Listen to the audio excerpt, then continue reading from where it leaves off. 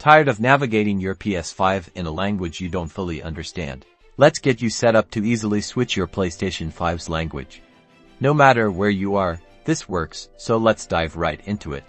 First, go ahead and locate the settings icon on your PS5 home screen. It's shaped like a gear and is usually at the top right of the screen. Once in settings, scroll down, and then select system. It's usually near the middle of the list. Look for the icon of a game console.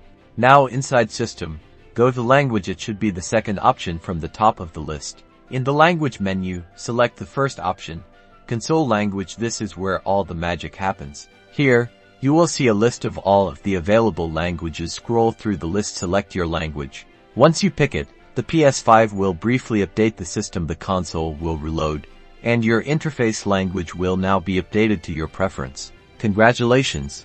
You've successfully changed your PS5 language. Now you can enjoy your console with the language that best suits you. Don't forget to like and subscribe for more helpful PS5 tips.